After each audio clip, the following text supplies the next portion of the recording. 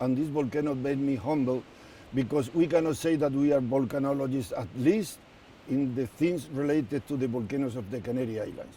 I was in the previous eruption in 1971, the Teneguía volcano here in the southern tip of La Palma, but this is the only experience I have a few days. And the other, we learn about the rest of the historical eruption about reports, on reports. But we never had witnessed any one of these eruptions except the few days that I have in the Teneguía volcano. I say that because every time I see the volcano, I probably is wishful thinking. I think the volcano is coming down and then it starts again. So I must say that I have no idea, I have not a clue of how this volcano behaves. We have no previous experience on the volcanoes of the Canary Islands. So you have written many books on the volcanoes of the Canary Islands. Will we have to rewrite? Okay, well, I have been studying the Canary Islands for many hundreds of hours and days and years and several decades. But we have studied how the Canary Islands were born. We have dated the volcanism, we have reconstructed the volcanic history of all the islands, and we know a lot about the geology in general of the Canary Islands, but specific on the behavior, the active volcanoes, we have very little idea, because the only experience, and we are very few people alive that have been witnesses the Teneguía volcano, and the rest of the people, there is thousands of volcanologists, but I must say that at least myself, I cannot consider a volcanologist, at least related to the active volcanism of the Canary Islands.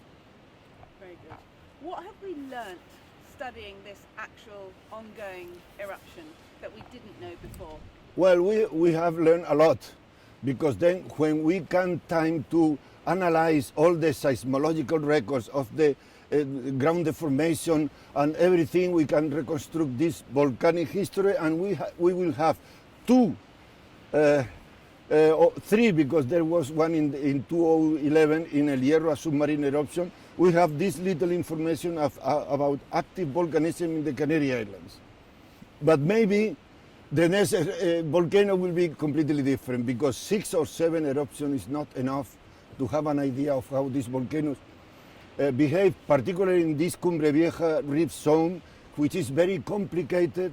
For instance, the 1949 eruption was a big explosive phreatomagmatic explosion, also a very fluid lava, so it's very complicated and will need more eruption. Unfortunately, in our lifespan, we cannot have experience to handle this active volcanism with real knowledge. There are some key questions that volcanology still can't answer. When is it going to start? When is it going to stop? Will we ever be able to answer those questions? Well, this is a general question, not only here in this moment, but everywhere and in every time. The most difficult question to answer is when an eruption is going to start and when an eruption is going to end, because science has no instruments to give a precise answer to this question. Yes, and have we perhaps, in the effort to manage the emergency with science, well, have we sure missed out an opportunity to study this eruption? Yes, I said that I have no experience, and I don't believe that anyone here has experience on how to handle active volcanoes in the Canary Islands. The only people that have real experience is precisely the people that are managing the crisis. The people of the military unit, the Guardia Civil, the PEVOLCA, etc. These are people that are trying to avoid any victim, any harm to the people. And this is, they have a lot of experience because they have handled with this for many years and in many different circumstances. So this is the people, and that's why this crisis is very good, very well managed, and we can see that very easily because there have no victims. There was one victim, but this is an accident. Some person cleaning the roof of ash. But in the general, this crisis that have been very destructive for a lot of population, only to their houses, etc., but not victims, and this is the most important thing in a volcanic eruption. Obviously, the first use of science in this situation should be to manage the emergency. That's Absolutely. number one priority. But has there been an opportunity lost to collaborate? We've had scientists here from all over the world. Have we lost the opportunity to work together and really document this assiduously in the way that perhaps we might have done? And absolutely not. This happened in other eruptions. For instance, in Teneguía volcano, we were 2 or 3 geologists there only. Also in the 2011, because there was a restriction to the people outside the team, the very short team that was managing the crisis. But in this occasion, this has been open, completely open to any scientist that come even from abroad. And I have been collaborating here with people of the United States, the Sweden, the Germany, etc., etc. So there has not been restriction. And the result of this will be that this eruption will teach a lot of people in the worldwide scientific community about how these volcanoes, this particular Strombolian fissural volcanism in the Canary Islands behave, and this will be a very good opportunity to handle the next future crisis that will be in the future, in the next future, how to handle this crisis to still better manage the crisis. So I think we will learn from this eruption, and this will be a lot of benefit for the population in the near future. So, what do you feel, obviously in any eruption, in any emergency, we need to, at some point, not now, but we need to look back and learn lessons. What hasn't worked well in terms of the science? I don't think that this has been anything that you can criticize, because the management of the crisis by the authorities in general has been impeccable. I don't know if this is a correct word in English, impeccable. And it has been, probably is the eruption that has been more densely monitored. Drones, satellite, the Copernicus European satellite, a lot of scientists taking samples every day of gases, as lava flows, etc. So I cannot see anything that we can criticize directly. This is a very well managed eruption. One of the things that we have seen by talking to lots of different stakeholders, people, is perhaps that the communication between the scientists and the people, or the authorities and the people, sometimes leaves the people confused, because maybe the scientists they communicate in scientific terms, but for people who are evacuated from the house, they say, "I'm not a volcanologist, I just want to know where the lava is today." Yeah. Well, we are in a free country, and of course there is free communication, so scientists that come here can then communicate with the media and say whatever they want to say. But in this aspect, this has been also very well managed, because there is a committee, the PEVOLCA, that is supposed to concentrate all the information and give a unique message, official message to the population and the media. Yes, that's very good. And there's been and this is very good. This is, for instance, I was in the Nevado del Ruiz eruption in 1985, and that was horrible, because 24,000 people were killed in a few seconds because a lahar came from the volcano. And that was probably a consequence of bad communication of the authorities, the scientists, and the people. But in this case, I repeat, this has been very well managed, and the proof is that no human victims have been. They were more than 6,000 people evacuated preventively, and this probably, and also there is a tight control of the people that can get into the exclusion zone, and this has been the reason of this lack of human victims in this destructive eruption. We do live in an era of social media, so anybody with a camera, anybody with an opinion can say things. Has this confused the official message? Sometimes have people maybe look too much at social media and not the official information Well, coming out? The recommendation will be people that are in doubt, rely on the official Pevolca mess report that they give every day. So it's nice to see the pictures and the movies of the volcano, but in case of doubt, when something important is at stake, rely on the official communication of the Pevolca. That's my personal recommendation. Should science be collaborative or competitive? Pardon me? Science. Science has always been competitive. Science is the only truth, not religion, no any other thing, not politics, of course. But science is the only real truth because everything is completely revised. And if something that has been believed for the entire community, somebody, even a scholar, shows that this is wrong, the whole community will accept it because so science, you have to rely on science, but science is very competitive and has to be.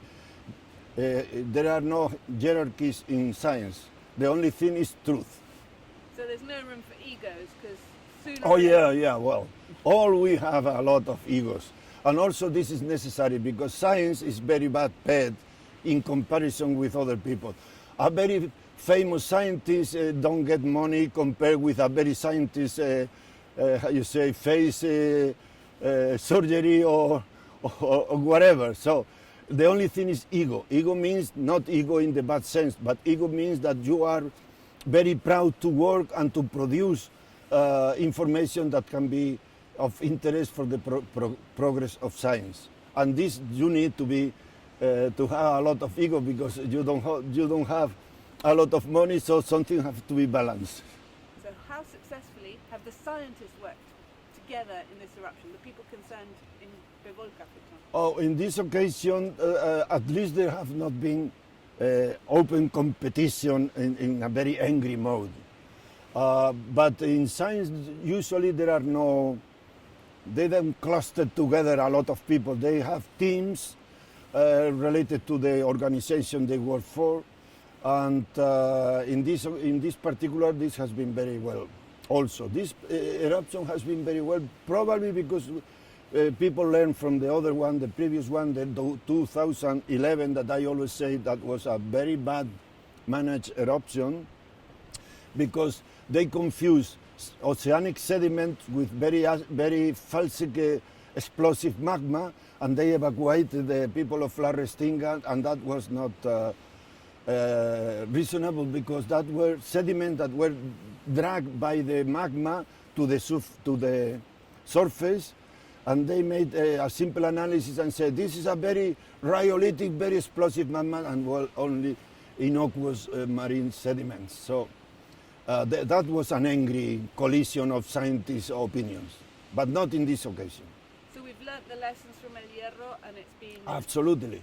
Because in this occasion also the same oceanic sediment were ejected by the volcano, but nobody cried loof or whatever you say. Nobody was concerned because we learned from the previous one in El Hierro. Yes, so we're talking about the famous Restingolitas. The famous Restingolitas, yes. Yeah. You keep saying it's a very well managed eruption. Yes. Why then are all the people saying it isn't? Because they're unhappy. It's not well managed. It's well managed in science. Stressed. It's well managed in politics. But from the Yeah, all right. Yeah, I understand. it I is understand. not well managed. It is awful. So why is there that difference? Well, I understand that this. I understand that people can be absolutely resentful because they have lost. Not only a lot of people have lost their houses, their way of living. They are living in hotels, etc., for many months, for more than 2.5 months, and this is very sad. And we must show solidarity with these people. But the only thing is that these tight restrictions are because the authorities are,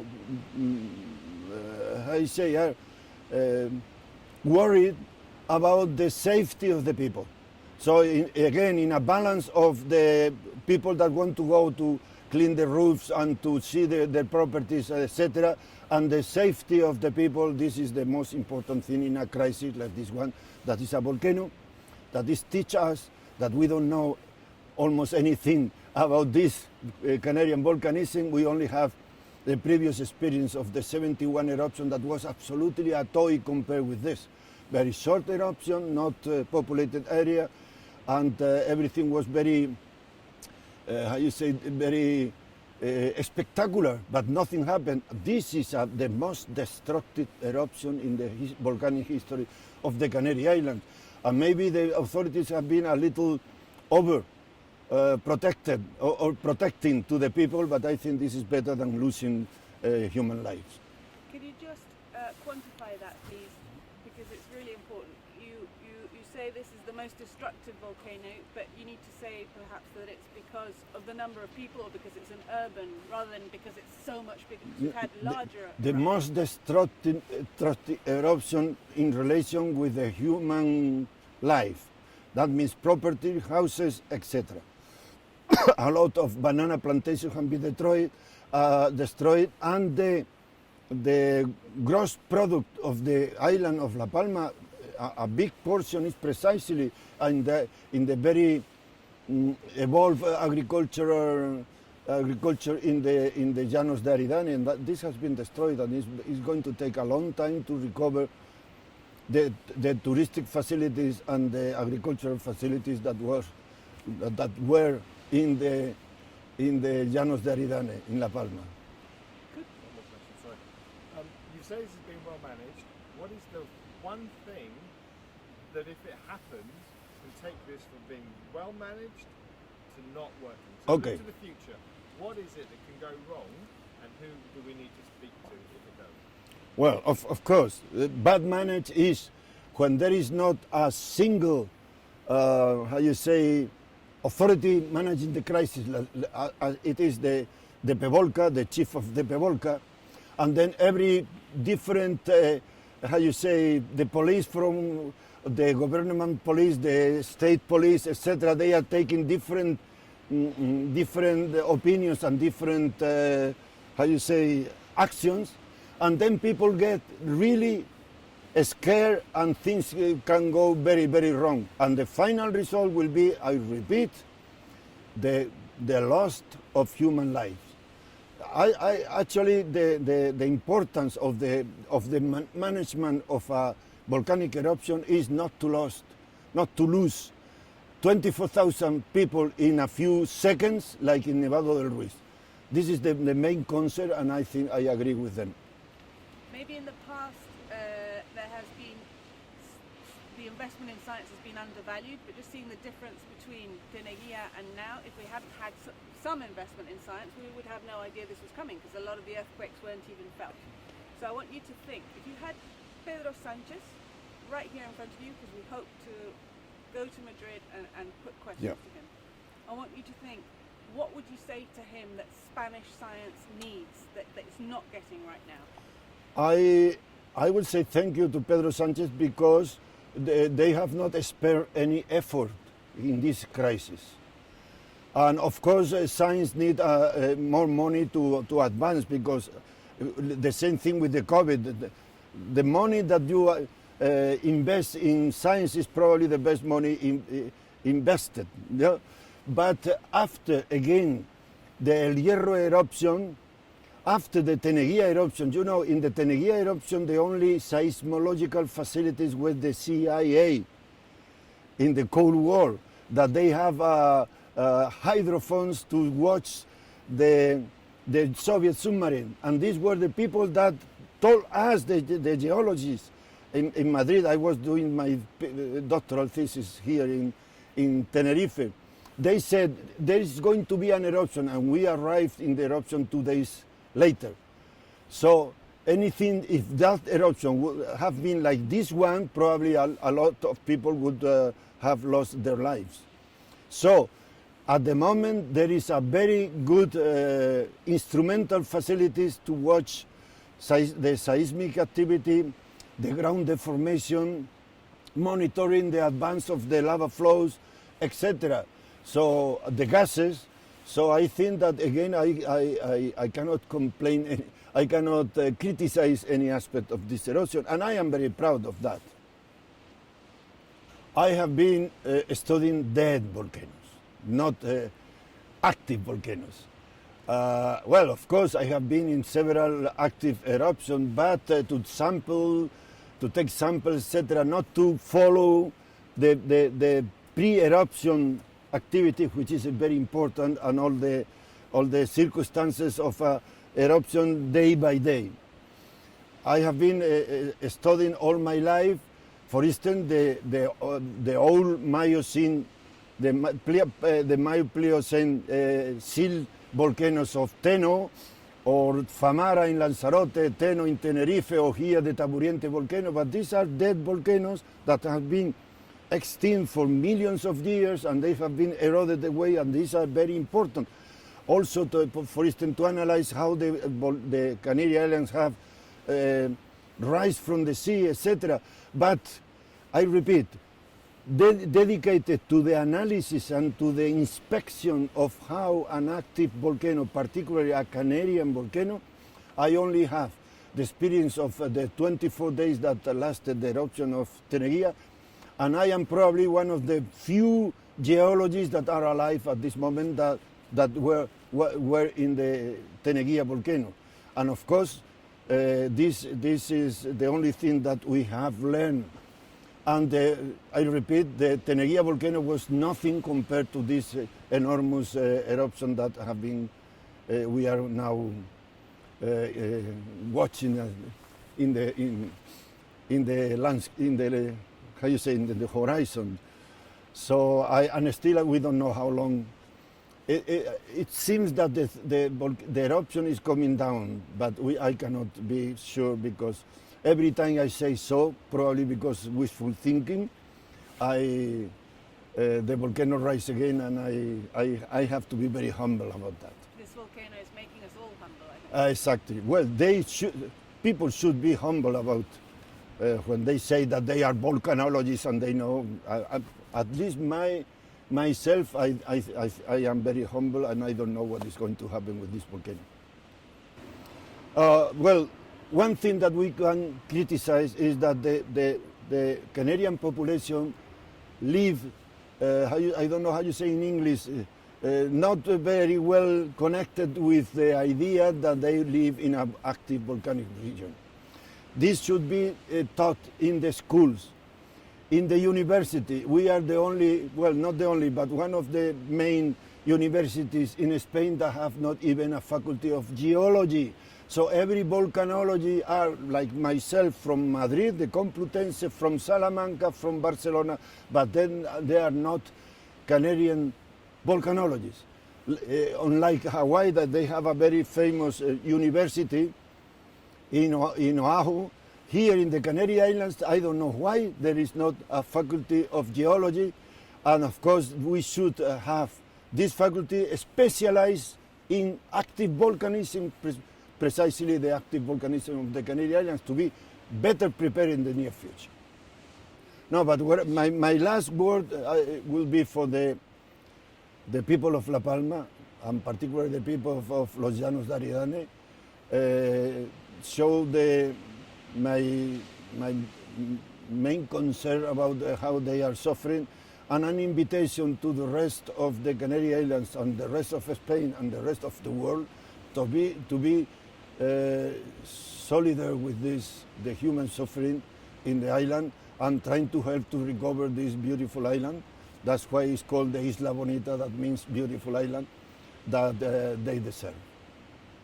I cannot consider myself a volcanologist, because I learned in this eruption that I know very little about Canarian volcanoes.